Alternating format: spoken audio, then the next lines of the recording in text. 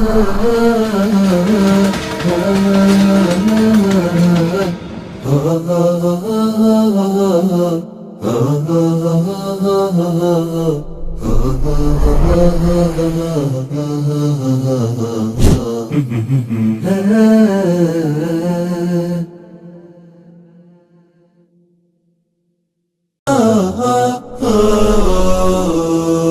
زلت في دفاتري قصيدة، وفي ظلال أعيني كشمعة جديدة، وفي ظلال أعيني كشمعة جديدة. ما زلت مثل وردة الربيع وحيدة. إريتريا يا جارة البحر ويا منارة الجنوب، إريتريا يا درة البحر ويا منارة الجنوب. بسم الله الرحمن الرحيم. الحمد لله رب العالمين، والصلاة والسلام على نبينا محمد وعلى آله وصحبه أجمعين. مشاهدي الأكارم، سلام الله عليكم ورحمته وبركاته. أهلا وسهلا ومرحبا بكم في برنامجكم الدائم قضايا إريتريا. هذا البرنامج يناقش القضايا الاجتماعية والوطنية الخاصة بالشعب الإريتري، ناقش قضاياهم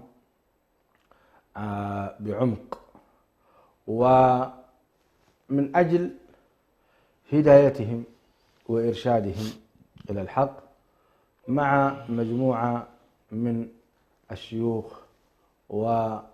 والدكاترة والمهتمين والخبراء في مجالات المجتمع الشعب الإريتري. الحقيقة تصلنا رسائل وانطباعات تجاه هذا البرنامج بأن كثير من الشعب الإريتري يستفيد منه ويتابعه، وخاصة بعض الفضلاء من طلبة العلم والمشايخ والدكاترة، الأمر الذي حقيقة شجعنا في الاستمرار. فأصالة عن نفسي ونيابة عن إخواني في هذه القناة، نتقدم إليكم جميعا بالشكر الجزيل على هذه المتابعة وعلى هذه المشاعر الطيبة. حلقتنا اليوم استمرارا لهذا البرنامج، حلقتنا اليوم تناقش قضايا المشاكل الأسرية. هذه المشاكل الأسرية ليست خاصة بالشعب الإريتري، هي موجودة في كل الشعوب الإسلامية، ولكن نحن باعتبارنا إريتريين يهمنا دعوة شعبنا الإريتري، انطلاقا من قوله تعالى: وأنذر عشيرتك الأقربين، ومن باب قول النبي عليه الصلاة والسلام: الدين النصيحة، وذكر فإن الذكرى تنفع المؤمنين. كل هذه النصوص تحثنا على مناقشة هذه المشاكل الأسرية. لا أريد أن أطيل في المقدمة. أحببت حقيقة أن أشكركم على حسن متابعاتكم، خصوصا إخواننا الموجودين في أمريكا وفي أوروبا وفي أستراليا وفي مناطق أيضا دول الخليج، كل هؤلاء يتابعون عن كثب. كذلك لا أنسى إخواني في السودان وضواحيها يتابعون قناة سلام، جزاهم الله خيرا. وإن شاء الله بإذن الله تستمر هذه القناة في أداء واجبها. مشاهدي الأكارم، باسمكم جميعا أرحب بضيفي هذه الحلقة الدكتور حسن سلمان، الداعية المعروف، شيخنا الفاضل الذي نسأل الله تعالى أن يجزيه عنا خيرا وأن يمد في عمره ويبارك له في ماله وولده، إنه ولي ذلك والقادر عليه. وواجبنا تجاه مشايخنا أن ندعو الله عز وجل لهم وأن يوفقهم. الحقيقة يعني العلم أعظم من الهواء والماء والدواء. العلم أعظم من الهواء والماء والدواء، وما طلب الله عز وجل به زيادة من شيء إلا العلم، وقل رب زدني علما. ولذلك هذا العلم الذي يعطونه إيانا مشايخنا الكرام لهم واجب علينا، أو لنا علينا واجب تجاههم أن ندعو الله عز وجل لهم أن يوفقهم لكل خير. أهلا وسهلا بشيخنا. أهلا وسهلا ومرحبا بك وبالمشاهدين. انقطعت أسبوعين ولذلك يعني جاي بحرارة وشوق لهذه. نريد شيخنا الكريم التعريف بالمشاكل الأسرية، ما المقصود بها أولا، ثم سندخل بإذن الله تعالى في عمق هذا العنوان، وخصوصا ما يعنينا نحن كإريتريين. يعني تفضل.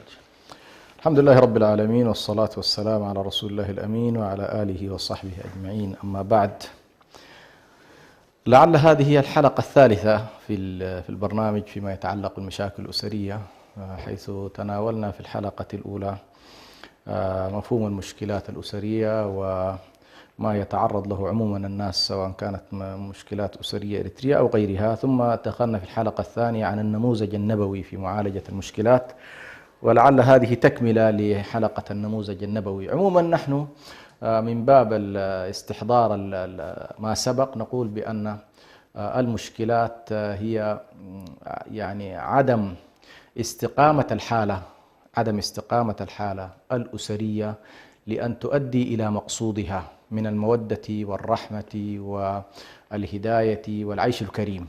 فإذا كان مقصود نشأة الأسرة هو أن يكون هنالك استمرار للنسل البشري، وأن يكون هنالك ذرية، وأن تكون هذه الذرية صالحة، وأن يعمل الزوج والزوجة والذرية معا إلى تحقيق مقصود الشريعة في عبادة الله وتحقيق العمران.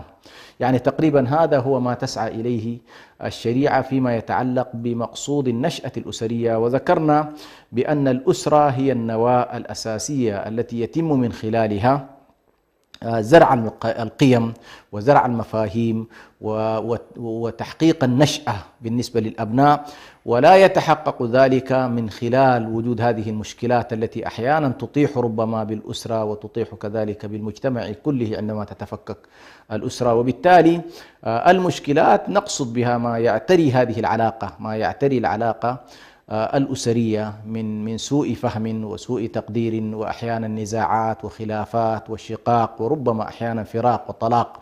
كل ذلك يندرج تحت مفهوم المشكلات الأسرية. طيب، جزاكم الله خير شيخ حسن. ما دام أنتم تحدثتم في الأسبوعين القادمين التي أنا يعني تغيبت فيهما سابقين عفوا عن المشاكل الأسرية ويعني ومعناها بعمق، والآن النموذج النبوي. طيب، هل حصل خلاف في الحياة الأسرية النبوية بين أسرته؟ هل حصل خلاف؟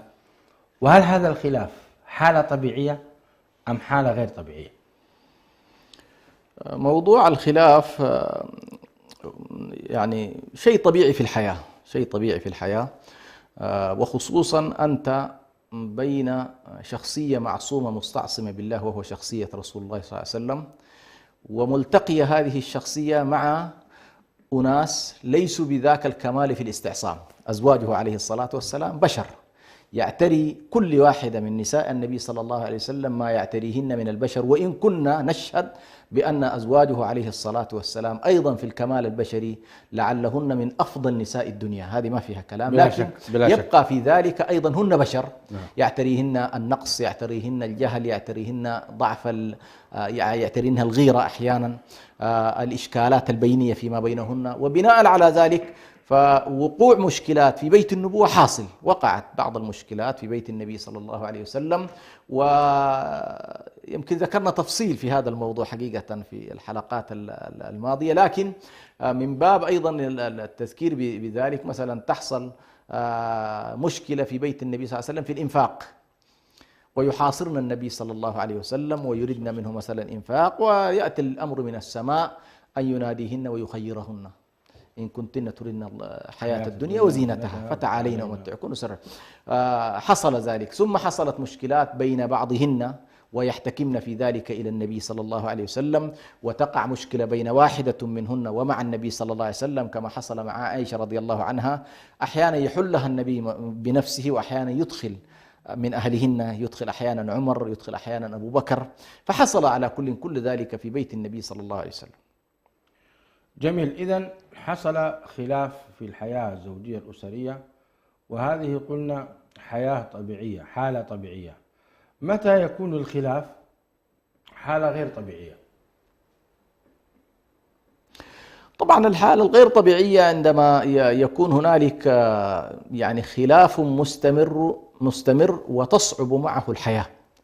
يكون خلاف مستمر ويصعب معه الحياة، ولا يستجيب ولا تستجيب الحالة الأسرية لمعالجة هذه الخلافات.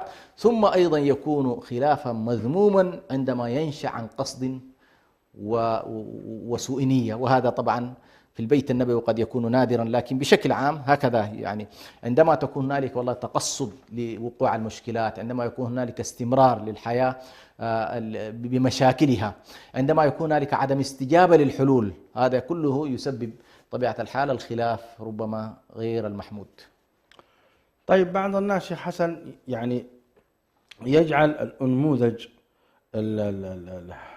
يعني الأمثل في غير النبي صلى الله عليه وسلم، بمعنى أنه يجعل مثله الأعلى الممثل الفلاني والممثلة الفلانية وحياتهم الزوجية، ويعني ربما المسلسلات العربية والأمريكية يعني تعطي تصور بفكر معين وتبني فكرا معينا للحياة الزوجية وكيفية الحلول، في حين أن لو تم عرض أن النبي عليه الصلاة والسلام كزوج وبيان كيف عالج هذه الأمور، ربما يتحرجون من قبول هذا الموضوع ويرون أنه قديم ورجعي. فبالتالي ما هو توجيهكم خلال هذا الفكر وهذا التوجه؟ موضوع القدوة والأسوة هي من المفاهيم القرآنية التي نص عليها القرآن الكريم بقوله: لقد كان لكم في رسول الله أسوة حسنة. وذكر كذلك القدوة بالنسبة للأنبياء، قال: أولئك الذين هدى الله فبهداهم اقتدي. لاحظ هنا أن الأسوة هي عبارة عن الاتباع في الكليات والجزئيات والتفاصيل، فالنبي صلى الله عليه وسلم نأتسي به في كل شيء، لا استثناء فيه. بينما سبحان الله فيما يتعلق بالرسل السابقين نستنى ونقتدي بهم في المنهاج الكلي وليس في تفاصيل ربما أحيانا الحياة. لماذا؟ لأن تفاصيل الحياة هي من الشريعة، وبالنسبة لنا الشريعة الملزمين باتباعها والعمل عليها هي شريعة النبي صلى الله عليه وسلم. ما أريد أن أصله، إذا كان الأنبياء وقد اهتدوا وشهد الله بهدايتهم وأعلمنا بذلك وأمرنا أن نقتدي بهم، والاقتداء قلنا هداية كلية، ومع ذلك في التفاصيل قال لنا: عليكم برسول الله صلى الله عليه وسلم. هل يمكن أن نتصور بأنه والله يمكن أن يأتي شخص أيا كان عالم أو ممثل أو صاحب أو تربوي أو خبير أن يكون والله أعلم وأهدى وأخبر برسول الله من رسول الله صلى الله عليه وسلم؟ حتما سنقول بأن هذه المسألة لن تتأتى. وسبحان الله هذا أشبه ما يكون بنوع من الحصر: لقد كان لكم في رسول الله أسوة حسنة. فالنبي صلى الله عليه وسلم ما من مجال من المجالات تريد أن تتبعه وتقتدي به إلا وتجد فيه قمة الهداية وقمة الكمال. لماذا؟ لأن ما جاء به النبي صلى الله عليه وسلم هو شريعة الله سبحانه وتعالى الذي خلق الخلق وأعلم بما يصلحهم، ألا يعلم من خلق وهو اللطيف الخبير. فإذا كان النبي صلى الله عليه وسلم دوره هو الاقتداء وامتثال ما نزل من الله على قمة الكمال والتمام، فإننا لن نجد على وجه البسيطة من يمكن أن يقوم مقام النبي صلى الله عليه وسلم. هذا في الجملة. لكن نفترض أنه والله بعض الناس يريد أن يقتدي بتجربة أو يستفيد من تجربة. نحن نقول له: خذ ابتداء الهدايات وخذ المنهاج العام عن النبي صلى الله عليه وسلم. إذا بعد ذلك هنالك تجربة عملية مفيدة يمكن أن تقتبسها من باب الحكمة ضالة المؤمن، هذا لا حرج. لكن أن تهرب من القدوة وأن تهرب من الأسوة وهو النبي صلى الله عليه وسلم ظنا منك بأنه والله ستجد الهداية في غيره، فهذا والعياذ بالله ربما يدخل تحت قوله: فلا وربك لا يؤمنون حتى يحكموك فيما شجر بينهم ثم لا يجدوا في أنفسهم حرجا مما قضيت ويسلموا تسليما. هذا شأن المؤمنين وشأن أهل الإسلام وشأن أهل الإحسان، أنهم يحكمون رسول الله صلى الله عليه وسلم ولا يجعلون هنالك بديل عن النبي صلى الله عليه وسلم مطلقا. يعني يمكن للإنسان أن يقتدي بوالده بجده بأهل الخير بأهل الصلاح ممن يمتثلون يمثلون غاية الامتثال وكمال الامتثال بما ورد عن النبي صلى الله عليه وسلم، لكن أن يكونون بديلا عنه صلى الله عليه وسلم، فإن هذا والعياذ بالله قد يكون نوع من الضلال. جميل. شيخ حسن، من أبرز المشاكل الأسرية التعدد، والنبي عليه الصلاة والسلام عدد وكان زوجاته فوق 9. كيف كان يعدل عليه الصلاة والسلام؟ طبعا بالنسبة لموضوع العدل، أبرز قيمة ذكرت فيه موضوع العدل. ذكر الله تبارك وتعالى موضوع العدل عند ذكره لي: فإن خفتم ألا تعدلوا فواحدة ولن تستطيعوا أن تعدلوا بين النساء ولو حرصتم فلا تميلوا كل الميل. إذن موضوع العدل موضوع حساس، وذكر في سورة النساء في موضعين من كتاب الله سبحانه وتعالى. ولذلك لما كان النبي صلى الله عليه وسلم هو الأسوة والقدوة والمستعصم بكتاب الله سبحانه وتعالى في غاية الكمال، نلاحظ أن النبي صلى الله عليه وسلم كان يعدل بين أزواجه في كل شيء. لا يكاد النبي صلى الله عليه وسلم يخرج عن مفهوم العدل في شيء من حياته، فكان يعدل بينهن في المبيت. جميل. فكان النبي صلى الله عليه وسلم يحرص على أن يكون المبيت دوريا، لا يحاول مثلا أن يخالف في ذلك إلا ذكر في 3 مواضع معروفة طبعا، وهي قضية السفر كانوا يقرع بينهن، قضية السوداء عندما تنازلت عن حقها لعائشة، قضية مرضه عليه الصلاة. هذه ال3 فقط اللي لم تحصل التدوير، وإلا كل حياة النبي صلى الله عليه وسلم كان يحصل فيها موضوع في المبيت. الأمر الثاني أيضا، كان النبي صلى الله عليه وسلم يحرص فيما يتعلق أيضا مكملة للمبيت قضية المرور النهاري. فتذكر عائشة رضي الله عنها بأنه تقول: يمر النبي صلى الله عليه وسلم على كل نسائه ويدنو منهن ويسمع إليهن ولا يمسهن إلى أن يبيت مع صاحبة المبيت.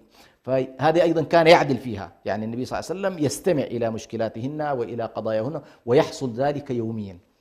كان يعدل النبي صلى الله عليه وسلم بينهن في الأسفار، فما كان النبي صلى الله عليه وسلم مثلا يأخذ من تهوى، مع أن المسألة هذه هل يجب عليه أم أنه تفضل منه وإحسان، هذه قضية فيها خلاف، لأن الله عز وجل في سورة الأحزاب خيره بأن يؤوي من يشاء ويرجي من يشاء. فبعض العلماء قالوا بأن في حقه عليه الصلاة والسلام هذا الأمر مسنون، لكن على افتراض أن المسألة وجوبا، فإن النبي صلى الله عليه وسلم أخذها على هذا المنطق. ما كان النبي صلى الله عليه وسلم مع هذا التخيير الوارد في سورة الأحزاب وهو من خصوصياته عليه الصلاة والسلام، إلا أنه كان يطبق العدل ويقرع بينهن في السفر. يقرع بينهن في السفر. نعم. ومن تقع عليها القرعة يسافر بها النبي صلى الله عليه وسلم ويخرج بها للجهاد إلى غير ذلك.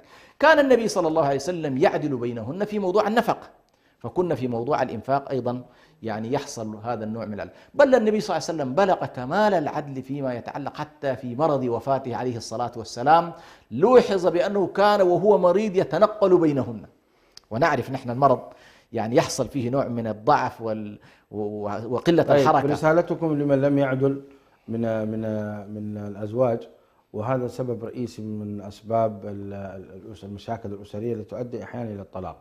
يتزوج الرجل ويعدد ثم ينسى الأولى أو ينسى الثانية ويميل إلى إحداهن، ولا يأتيها بالليالي، أحيانا بالأسابيع. بل أني وقفت على حوادث أن بعض الرجال يعني غفر الله لهم وهداهم يترك زوجته سنوات لم يأتيها وهي في ذمته، ولا ينفق عليها ولا يسأل عنها أبدا، ويليته قدم طلاق وانفصل، لا بل سنوات تمر على هذا ولا يقرب. نصيحتكم لهؤلاء؟ والله يا أخي، أول نسأل الله سبحانه وتعالى السلامة، يعني أن يكون الإنسان يشهد أن لا إله إلا الله وأن محمد رسول الله ولا يبالي بالظلم. هذه كارثة. يعني أعظم ما ينبغي أن نوجد فيه حساسية داخلية في قلوبنا وفي أنفسنا أن نقع في الظلم. لماذا؟ لأن الله عز وجل يقول لنا: وقد خاب من حمل ظلما. يعني أي إنسان يحمل ظلما فإنه خاب وخسر يوم القيامة. فكيف إذا كان هذا الظلم يقع على زوجتك التي أنت ارتبطت فيها بميثاق من الله؟ يعني هذا الميثاق الذي يربطك يؤدي إلى الحقوق وإلى الواجبات وإلى العشرة وإلى الإنفاق وإلى غير ذلك مما ينبغي أن يراعى. فأن الله سبحانه وتعالى في الحديث القدسي يقول: يا عبادي إني حرمت الظلم على نفسي وجعلته بينكم محرما فلا تظالموا. فالظلم محرم كما قال شيخ الإسلام، محرم من كل أحد على كل أحد، حتى على الكافر. لا يجوز لك بحجة أنه كافر أن تظلمه. فعلى كل نذكر هؤلاء بأهمية العدل ووجوبه، وأنه من أعظم الفرائض، والخطورة فيه أنه مهما حاولت أن تكثر من الصلاة والصيام والزكاة فإن موضوع الظلم المتعلق بالعباد ليس مما يغفره الله لك. الله يغفر لك فيما يليه من كل الذنوب والمعاصي إلا الشرك في حقه، أما حقوق العباد فهي معلقة بهم والعياذ بالله. أعظم شيء أن يأتي الإنسان وقد ظلم زوجته وهجرها فترة طويلة، ثم يظن نفسه أنه مقبل على الله سبحانه وتعالى وهي ستكون خصيمه، ويأتي كما أخبر النبي صلى الله عليه وسلم شقه يوم القيامة مائل، أو ده هذا من يميل فكيف بمن يظلم. فعلى كل هذه المسألة تحتاج إلى تذكير، وتحتاج إلى أن نجعل يعني الإنسان يستحضر أنه موقوف بين يدي الله سبحانه وتعالى، وأنه محاسب على ذلك. جميل. قال رسول الله صلى الله عليه وسلم: كتب الله الغيرة على النساء. الحديث صحيح. بعض المشاكل الأسرية تكون بسبب زيادة حد الغيرة عن حدود الله عز وجل، يعني تغار المرأة فتخرج عن حدود الله. كيف عالج النبي صلى الله عليه وسلم مع زوجاته هذا الموضوع؟ يعني نجد أن النبي صلى الله عليه وسلم قد عدد ونساءه أيضا غيورات، فكيف عالج هذه الغيرة مع نسائه صلى الله عليه وسلم حتى يقتدي الإخوة بهذا؟ لأن كثير من البيوت أيضا بسبب الغيرة الزائدة يعني هدمت البيوت فعلا، وحصل طلاق وانفصال، بل وصل الأمر إلى المشاكل الأسرية الكبرى بين العائلتين. توجيهكم كريم. هو خلينا ونقول بأن موضوع الغيرة موضوع محمود في ذاته، يعني أن تكون المرأة غيورة على زوجها والزوج غيور على زوجته، هذه مسألة طبعا الأصل فيها أنها محمودة. تمام. بل هذا سبحان الله هو الذي يجعل الرجل يحمي زوجته ويحرص عليها ويحوطها بكل خير، ويحرص على تربيتها وأن تكون محصنة وكذا. ولذلك ابن القيم يقول: إذا ماتت الغيرة مات كل الدين. إذا ماتت الغيرة في الرجل. ولذلك سبحان الله الديوث هو الذي يرى المنكر في أهله ولا يعني ماتت فيه الغيرة، وبالتالي لا ينكر منكرا ولا يأمر بالمعروف ولا ينهى عن المنكر. هذا ابتداء نقول بأن والله المرأة التي تغار على زوجها هذه محمودة في ذاتها، وهي سبحان الله دلالة على أنثويتها. أن تكون غيورة هذه فعلا فيها روح الأنثى من حيث هي. لكن كما تفضلت المشكلة أن تتحول هذه الغيرة إلى عدوان، تتحول هذه الغيرة إلى عدوان، وهذا العدوان يترجم عمليا، يعني ليس يعني أمرا فقط هموم نفس، لا، هذه الترجمات للأسف الشديد أحيانا تسلك منحى الأذى. مثلا تحاول أن تأذي ضرتها أو التي تشاركها في هذا الزوج، فتعمل على أذيتها، تعمل على أذية أبنائها، ذهبت والعياذ بالله بعض الناس إلى مفاهيم السحر والشعوذة والدجل، وربما يقعون نتيجة ذلك في محرمات كبرى لها علاقة حتى بالإيمان والكفر.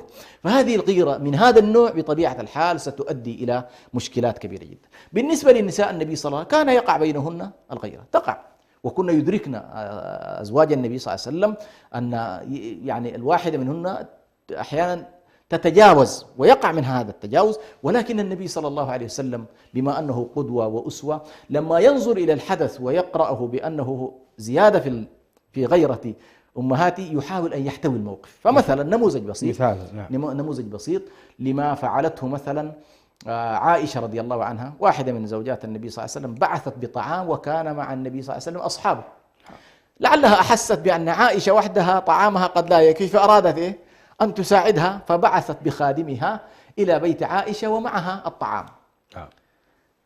عائشة رضي الله عنها حطمت الطعام وكسرت الإناء. فالنبي صلى الله عليه وسلم بكل هدوء، ولاحظ هو الآن أمام رجال، طبعا في زمننا هذا إذا فعلت وحدة هذه وما طلقها عند الجماعة حقنا بيعتبروه هذا ما رجال، مش كذا؟ طيب أنت ما رجال أصلا، أنت لو كنت رجال ما تفعل فيك هذه. لكن سبحان الله النبي صلى الله عليه وسلم يقول لهم: كلوا غارت أمكم.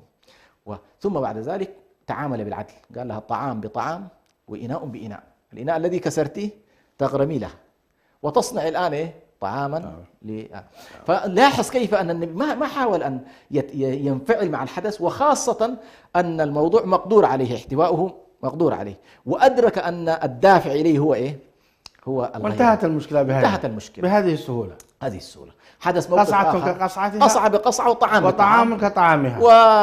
واعتبر إيش، لاحظ عبارة أمكم، أراد أن يقول لهم الخطأ الذي وقع هي أمكم للعلم، لا تحاولوا أن تتعاملوا معها وكأنها إيه، إنسان أخرى. يعني كأن أنت والله أولاد البيت جالسين والمرأة أمام أولادها أخطأت. فهنا أيضا عالج حتى عند الصحابة، أراد أن يقول لهم أخطأت أمكم أمامكم، فأين المشكلة؟ لاحظ عالجها عند الصحابة، وعالجها عند المرأة الأخرى التي بعثت الطعام، لا عالجها عند أم المؤمنين. تصور إنه أن يحتويها ولا يقول لها كلمة. إذا نحن هنا من هنا نوجه إلى كل زوج نقول له عند الخطأ اضبط أعصابك. اضبط أعصابك. مثلا موقف آخر أيضا من باب أخطأت أيضا حفصة وقالت لصفية يا بنت اليهودي، فكانت وجدها النبي صلى الله عليه وسلم تبكي، قال لها ما بك؟ قالت أما رأيت أو أما سمعت حفصة قالت لي يا بنت اليهودي. قال لها أنت بنت نبي وعمك نبي وزوجك نبي فمن مثلك؟ ثم قال لحفصة اتق الله يا حفصة. فالنبي صلى الله عليه وسلم في كل ذلك يحاول أن يعني يعالج ما يحدث بينهن من إشكالات ومن كذا، فلا يحصل إجحاف. وعلى كل التجاوزات البينية كانت تحصل كثيرا، تحصل من زينب تجاه عائشة، يحصل ذلك. والنبي صلى الله عليه وسلم مثلا لما تهاجم زينب عائشة رضي الله عنها وعائشة تنصرف عنها، ثم يقول لها النبي صلى الله عليه وسلم دونك فانتصري يا عائشة، فترد عليها فتقول فرددت فأسكتها، قالت فتهلل أسارير وجه النبي صلى الله عليه وسلم.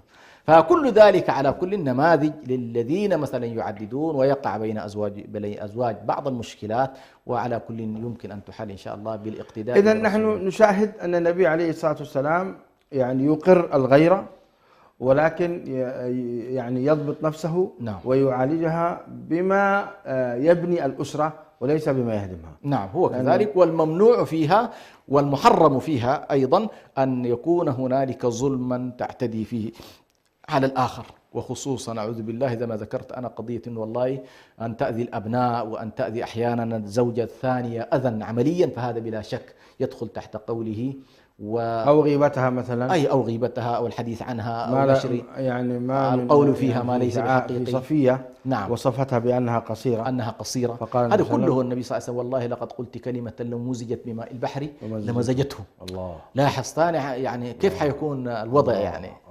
فكل ذلك طبعا النبي صلى الله عليه وسلم ما كان يجامل سبحان الله زوجاته في الخطأ. يعني للأسف بعض الأزواج ما كان يجامل زوجاته أبدا في الخطأ. يعني مثلا رجل تسيء واحدة من زوجاته عن الأخرى وهي غير موجودة، فإن الواجب عليه أن يدافع عنها هو. نعم شرعا يدافع عنها هو، ولا يسمح لهذه أن تتطاول على الثانية. فإذا فعل ذلك سبحان الله أدركت هذه التي معه أنه أيضا يفعل نفس الفعل معها مع الثانية، تلك. نعم بالتالي لا يدافع. يسمح لها. نعم الله أكبر. وهذا هو هدي النبي صلى الله عليه وسلم. طيب الشيخ حسن، جميل. من أسباب المشاكل أيضا كثير من الزوجات تشتكي من قلة عاطفة زوجها تجاهها، فتقول عمر ما قال لي يا حبيبتي، وعمر ما وجدت منه عاطفة روحية تجاهي. والعكس أيضا موجود كذلك، ويقول عمر ما نادتني زوجتي يا حبيبتي، وترى أن هذه الأمور كلها كلام فارغ. نعم صحيح؟ نعم صحيح. هذا موجود. فهو يبحث عن إشباع هذا الموضوع في الخارج، وهي لا تستطيع أن تبحث، خصوصا إذا كانت دينة مسلمة، لأن المفترض أن تجد هذه العاطفة من زوجها، فإذا لم تجد من زوجها تنبعث المشاكل وتزداد الخلافات، فيحصل حقيقة ربما يصل الأمر إلى الطلاق. عاطفة النبي صلى الله عليه وسلم بين زوجاته كيف كانت؟ تحدثون عن هذا. طيب أول خلينا نؤكد على أنه نحن كمجتمع للأسف الشديد، بالذات المجتمع الأريتري، يمكن أن نطلق عليه بأنه من المجتمعات صاحبة الحب الصامت. يعني لا نحسن التعبير، لكن نحب ما في كلام، في حب أكيد. في يعني نساءنا تبارك الله يتجلى هذا الحب في لحظات المصائب الكبرى، عندما يسجن الرجل أو يضعف الرجل أو يمرض الرجل. لا أكاد أجد سبحان الله مثل المرأة الإريترية في الوفاء والصمود والصبر والذهاب معه حتى النهاية. هذا فعلا يدلك على أنه هنالك حب بين الإريتريين بشكل هل كبير. هو حب أو هو احترام ميثاق؟ لأن احنا أيضا وجدنا من الإريتريات من إذا كبرت وصلت مثلا 50 و60 تطلب الطلاق. إذا كبر أبناؤها وأصبحوا واشتدت عوادهم تطلب الطلاق والانفصال. والله حتى ننصف شعبنا هذا موجود، هذا موجود. هي أيوة بس قليلة.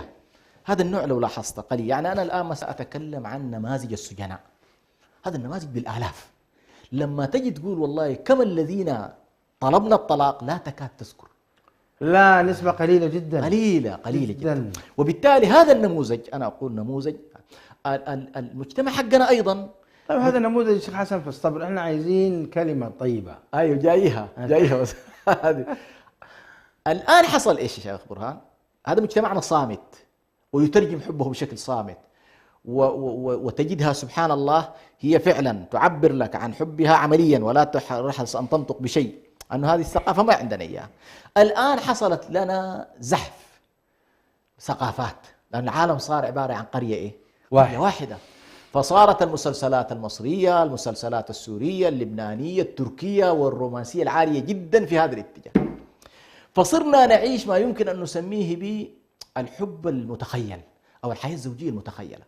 فصارت الواحدة تظن بأن هذا الذي يمارس في الفيلم حقيقي وتريد ليش والله نحن في الصفر وهؤلاء عاشوا ففي بعض المسلسلات عرضت في العالم العربي زادت مساحات الطلاق بعد هذه المسلسلات. لماذا؟ لأن النساء ارتقين في الطلبات وفي التطلع نحو هذا النوع من الحب، والرجال صفر، لسه ما تحركوا. يعني إلى الآن عشان تغير الثقافة تحتاج إلى الجزئية الثانية. للأسف الشديد المرأة بعد أن تشاهد هذا النوع تنتظر من زوجها الذي أصلا قد لا يتاح له لا مشاهدة ولا استفادة ولا شيء، بدل هي تترجم هذا الموضوع وتسعى إلى تغيير ثقافة زوجها، تريده هو أن يتغير. وهذه واحدة من الإشكالات. يعني أنا أقول جيد إنك والله خلاص أنت تطورت ما شاء الله وبدأت تستوعب أن هنالك التعبير عن الحب، التعبير عن مشاعر، طيب وصلت إلى كيف تستطيع هذه المرأة أن تنقل زوجها إلى هذا الاتجاه؟ هو ما شاء الله عليه زي ما قلت أحيانا كنت تجاوز مرحلة إنه يتأثر، زي ما قلت يرى كل ذلك كلام فاضي. فهذه على كل أقول الصحيح فيها أن نعود إلى ما كان النبي صلى الله عليه وسلم هذا الذي نريده. نعم. أيوه.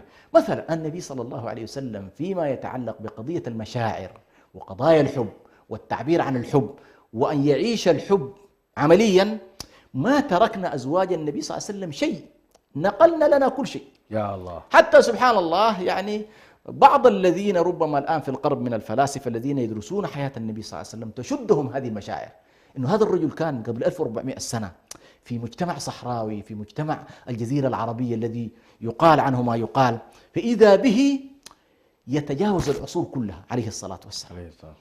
فلاحظ مثلا النبي صلى الله عليه وسلم، لو ضربنا نموذج كيف كان النبي يتعامل مع عائشة رضي الله عنها باعتبارها كانت أصغر أزواجه.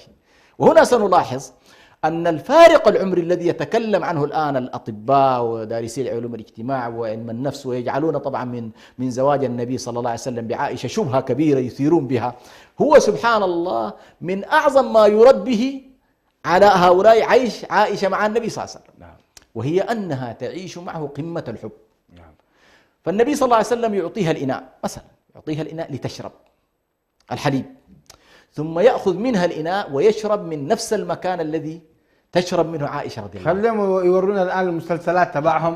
أي مسلسلات اللي يعني تطبق مثل هذا. أحسنت. أيضا النبي صلى الله عليه وسلم يتوضأ. يعني ضرب الكاسين مع بعض شيخ حسن. لا هي ما معنى هذا؟ لكن ما ليس له معنى. ليس له معنى. لكن كاس بكاس ليس، لكن لما تشرب من موضع فمي، من موضع فمه عليه الصلاة. نعم. عليه الصلاة والسلام. معناته أنت ما تقززت. نعم. ولا نفرت. نعم. وبقايا الطعام الذي من فمك في الإناء نعم. يعتبر بالنسبة لي غذاء، ففي معاني كبيرة بلا شك. لكن نعم. يعني ضرب هؤلاء الناس كاس بكاس ماذا استفدنا؟ صحيح. أحسنت.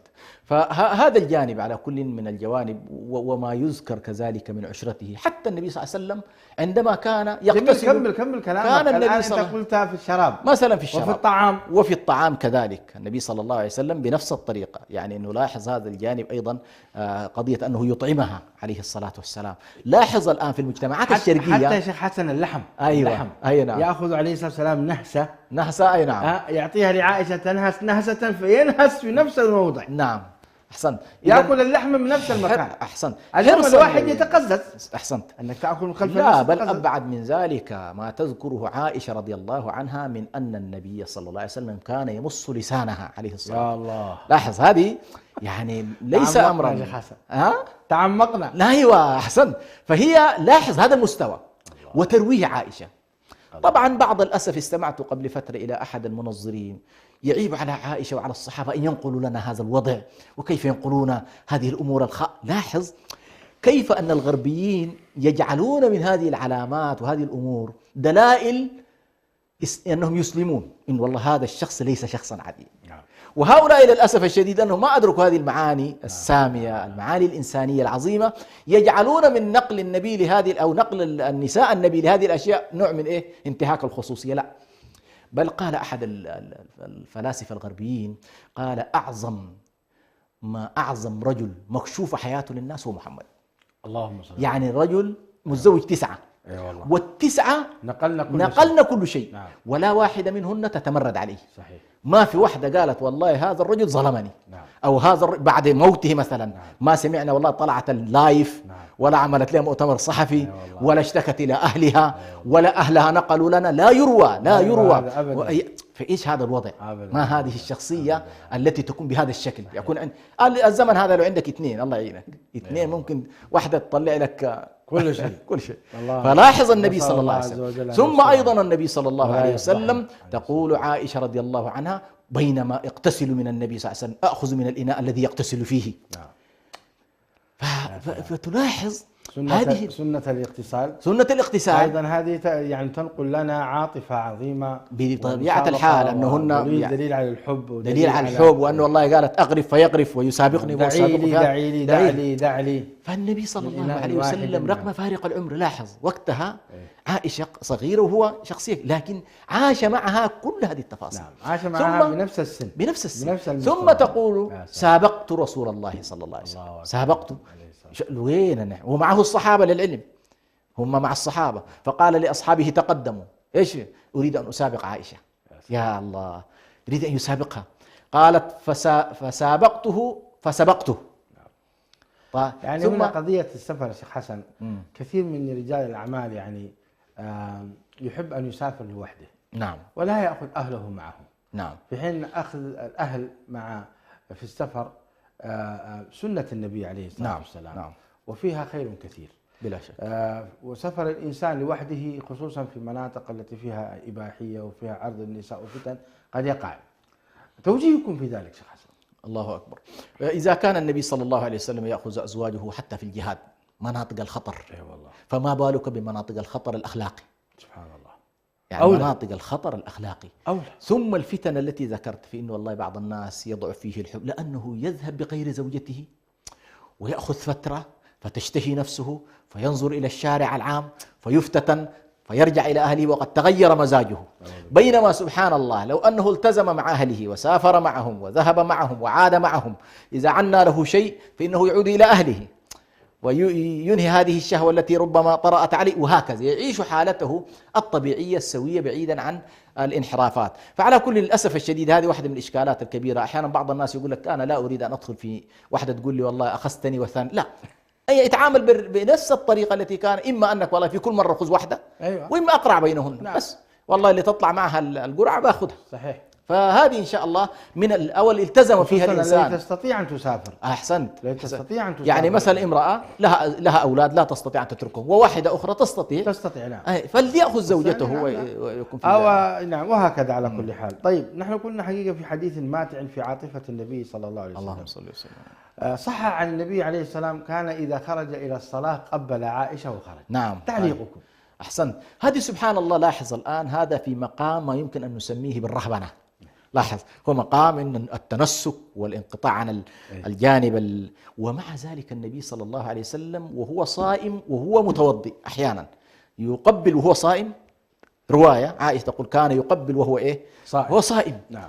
فليفعل من كان أملككم، يعني النبي صلى الله عليه وسلم أملككم لإربه، أنه صلى الله عليه وسلم عندما يقبل ما ينهار. نعم. لاحظت كان عادي جدا، لكن الذي أحيانا يكون شابا أو لا يستطيع أن يملك نفسه فلا يفعل، لكن تروي ما فعل. لاحظ، تروي ما فعل وتحذر من المآل. يعني هل تحصل بالله يا شيخ حسن مشاكل الآن من زوج هذه أعماله يعدل بين الزوجات، إذا غارت يهدئها، وإذا كان في بيته أو في بيتها دلعها وأكلها وجلس واستمع إليه، وإذا ذهب إلى الصلاة قبلها وذهب. نعم. هل تحصل المشاكل؟ أسألك بالله. هو بلا شك هذا النوع من الكمال في الأخلاق وفي الحقوق وفي المعاشرة وفي النفقة، وتشعر معه المرأة حتى في العلاقات مع الأولاد، حتى في العدل بين أبنائه. نعم. والنساء يشعرن بذلك. يندر إلا أن تكون هنالك سوء خلق أصلا على كل مركب في هذه المرأة، لكن فعلا يندر جدا أن نقول والله بهذا العدل وبهذا السلوك أن يقع الإنسان. والله يا شيخ حسن حتى لو كان فيها سوء خلق مع هذه الأعمال، نعم، يعني تحرج. تهتدي. صحيح. وتكون يعني نعم. تكسر عينها. نعم. طيب شيخ حسن، حتى لا ننتهي الحلقة قبل أن نتكلم في هذا الموضوع المهم. نعم. كثير من الزوجات، كثير ليس قليل، كثير بنسبة 70% تشتكي من الفراش الزوجي، من تقصير الزوج في الحياة الزوجية الفراشية، يعني الجماع بالتحديد. نعم. دعنا نتكلم أولا عن هدي النبي صلى الله عليه وسلم في هذا الموضوع. ما هو هديه عليه الصلاة والسلام؟ طبعا أول بالنسبة للنبي صلى الله عليه وسلم من خلال المرويات لم يكن يعاني هذه الإشكالات كلها. النبي صلى الله عليه وسلم إلى أن التحق بالرفيق الأعلى كان في قمة قوته عليه الصلاة والسلام. يعني ما كنا يشكينا أصلا أزواجه عليه الصلاة والسلام، وهو قد بلغ 60 وتجاوز، ومع ذلك كان النبي صلى الله عليه وسلم لكن هنالك بطبيعة الحال يطوف على نسائه بغسل واحد. كان عادي جدا، ما كان قوي. وهذا أيضا للأسف الشديد بعض الناس يتحرجون من نقله وكأنه جريمة. لا، هذا عادي. ليه؟ يعني لماذا يتحرجون؟ هذا الإشكالية. يعني إما أنهم والعياذ بالله تأثروا بالنصرانية وبالنسك، التنسك الذي يقوم به الرهبان والأحبار وكذا، بغض النظر عنه. ولكن النبي صلى الله عليه وسلم جعله الله سبحانه وتعالى في قمة الديانة الإسلامية التي تقوم على ركنين، الركن المادي والركن المعنوي. نعم. ففي الركن المادي ضرب لنا قمة المثل أنه تعاطى مع الغرائز الإنسانية على أفضل ما يكون. نعم. أيوة. وحيث قال وجعلنا لهم أزواجا وذرية، فكان له أزواج وكان له ذرية، وبالتالي تعاطى مع هذه الحالة، فأراد أن يشبع النبي صلى الله عليه وسلم البعد المادي في الحياة، وأراد كذلك أن يشبع البعد الروحي في الحياة. فالنبي صلى الله عليه وسلم نموذجه ليس نموذج صالح فقط للحياة الحياة الروحية كالرهبان فقط، أو هي فقط حياة مادية محضة كما يفعل كثير من الناس، يعيش المادة ولا يعيش الروح. فالنبي صلى الله عليه وسلم كان نموذج وقدوة في الأمرين. جميل. وبالتالي نقل جميل. حدثنا طيب عن هذا الموضوع، الحياة الزوجية الفراشية. كيف نعم. كان النبي عليه السلام يقضي وطره في هذا؟ هل نقل إلينا في هذا الشيء؟ يعني كثير من النساء تشتكي من زوجها وتستحي أن تتكلم. نعم. فيحصل الطلاق، وبعد الطلاق تتحدث. نعم. أو تحدث القاضي بخفاء. فعلا ما في إشباع في هذا الموضوع. وتجد الرجل أصلا عنده قوة لكن غير مهتم. صحيح. الفقهاء تحدثوا عن هذا يا شيخنا. أيوه. وقال لابد أن يطأ الرجل زوجته خلال 4 أيام مرة واحدة.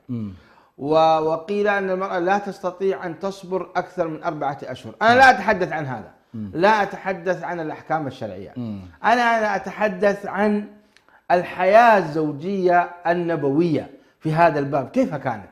يعني أنت ذكرت الآن كان يطوف نساءه 9 في ليلة واحدة بغسل واحد صلى الله عليه وسلم. طيب هل ثمة هناك أمر آخر أيضا؟ نعم. هو حتى نتعامل مع الظاهرة بشكل نفسي واجتماعي لا بد أن نقف مع الموضوع بجانب نفسي واجتماعي. الجانب النفسي والاجتماعي أن الإنسان مع طول الوقت وطول المدة ودون تغيير أحيانا يحصل في هذا النوع من الفتور. ولذلك معظم علماء النفس الآن يتكلمون عن أن الزوج والزوجة كيف يبحثان عن التجديد في علاقاتهم، علاقات المعاشرة. هذا التجديد أحيانا فيه استشارات، وأحيانا فيه ما شاء الله ثقافة بين الطرفين. مثلا المرأة التي تنجب فتنشغل عن زوجها بأبنائها، هذه واحدة من الإشكالات التي تجعل الرجل أحيانا ينظر إلى زوجته بأنها لا تهتم له ولا تهتم به. إذن يجب أن تكون عاقلة، تنوم المرأة يجب الأطفال أن تنوم الأطفال وتشتغل بالليل مزبوط. ومجرد أن يأتي الرجل يجدها فعلا في وضعية إيه؟ كامل زينتها. نعم. يعني تتزين له، تتجمل له، تهيئ البيت نفسه الذي تريد أن يدخل فيه هذا الزوج. لكن للأسف الشديد بعض الأسر عندما يطول مدة الزواج يأخذ 3-4 سنوات تختلف الحياة ويبقى القصة كلها إيه؟ نوم الأطفال. يا شيخ حسن الموضوع كبير، يعني يمر نعم. عليهم والله تحدثني بعض النساء وحدثني بعض الرجال الشهر والشهرين والثلاثة بل 6 أشهر لا يقربها. أحسنت، صحيح. إيش؟ هذا موضوع. الله لا يبلاد. كيف الناس تعيش؟ صحيح يا شيخ حسن. نعم. والمرأة هذه لها غرائز يا شيخ حسن، يحصل غرائز. خلاف، يحصل طلاق بهذا نعم. الموضوع. نعم. على كل هذا نساؤنا ربما إلا من رحم الله لا تحسن أنها تتزين لزوجها، تبقى هكذا لسنوات طويلة. طب هو وين دوره؟ أين هو دوره؟ بس هنا برضو في نقطة، ربما النساء قد لا يحببنها كثيرا، حتى نكون برضو صرحاء معهن. أحيانا يحصل الفتور مع طول الوقت. أنا ذكرت أحيانا غالبا يحصل الفتور بعد 10 سنوات، والرجل خلاص يصل إلى منتهى. فكرة التعدد سبحان الله هي فكرة إحيائية للرجل. عجبا. أي فكرة إحيائية للرجل، ما في كلام. يعني كثير من الرجال يحكوا تماما بأنه والله وصل إلى محطة أنه ظن أنه خلاص لا أمل فيه وليست له أي انحرافات ولا عنده سوء نية. يشوف زوجته كأنها أخته، خلاص صار ما شاء الله هو رامي سريره وهي كل واحد أحيانا من الاثنين، كل واحد يعطي ظهره وينام. أيوه أحيانا هي رغبة، أحيانا تكون لها رغبة وهو خلاص انتهى ملف. حكمة الله التي شرعت لنا موضوع التعدد سبحان الله فيه إحياء للرجل بالتعدد. والله يا شيخ حسن لو سألناهم اليوم تقول لك خليه إن شاء الله ما يقربني طول حياته ولا يجيب لي واحدة. هي هذه الإشكالية. لكن أنا أتكلم الآن كناصح إنه والله موضوع التعدد إذا أردنا أحيانا أن نعالج المشكلات بعيدا عن الطبطبة والأشياء هذه، ثبت تماما أن الرجل عندما يعدد تدب فيه الحياة. سبحان الله. تدب فيه الحياة، ثم سبحان الله وهذه الحياة تنتقل حتى للزوجة الأولى. لا بالعكس، بس فترة وجيزة ثم ثم يشتاق إلى الأولى أكثر من شوقه إلى الثانية. سبحان الله. فتتحول له المرأة إلى شيء آخر، إنه والله الزوجة الأولى الآن تختلف وضعيتها. ثم هذا الاختلاف قد يكون عوامله الغيرة نفسها، هي تريد تنافس المرأة الأولى أي اللي كانت ما مبالية ما جايبة خبر ما كذا، تهتم الآن بإيه؟ بنفسها. احنا عايزين نعالج الشيخ حسن هذا الموضوع. نعم. من غير موضوع فتح باب التعدد، لأن النساء لا يقبلنه مع الأسف. ولكن هناك حلول كثيرة. نعم. حلول كثيرة. هذا الباب باب كيفية معاشرة الزوجة وكيفية الزوجة معاشرة زوجها، كيف تحيي غريزته وهو كيف يحيي غريزتها. أعتقد أن بسبب الحياء المذموم نعم. وليس الحياء نعم. الممدوح يعني فشلت أسر كثيرة. نعم. أنا أدعو حقيقة لأصحاب الدورات خصوصا النساء أن تقوم بدورات لأخواتها من النساء. نعم. كيف تحيي غريزتهن كذا. وكذلك الرجال يقومون بالدورات تجاه إخوانهم من الرجال في هذا الباب، لأن كثير من الأسر بنسبة 70% سبب الطلاق هذا الموضوع. مشاهدينا الكرام، كنا في حديث ماتع حول برنامجكم الدائم من قضايا إريتريا، وكنا نتحدث اليوم عن المشاكل الزوجية. أرجو أن تكونوا قد استفدتم. نسأل الله تعالى أن يملأ بيوتنا وبيوتكم سعادة وألفة ومحبة، وأن يوفقنا سبحانه وتعالى لحلها حين المشاكل بهدوء وحكمة وفقا لهدي النبي صلى الله عليه وسلم. أتقدم إليكم بالشكر الجزيل على حسن متابعتكم، كما أتقدم بالشكر الجزيل أيضا لشيخي وأستاذي الدكتور حسن سلمان، والشكر موصول للإخوة في الكنترول. جزاكم الله خير جميعا. هذا والله أعلم، وصلى الله وسلم على نبينا محمد، والسلام عليكم ورحمة الله وبركاته. عليكم السلام. إريتريا يا جارة البحر ويا منارة الجنوب، إريتريا يا درة البحر ويا منارة الجنوب. من أجل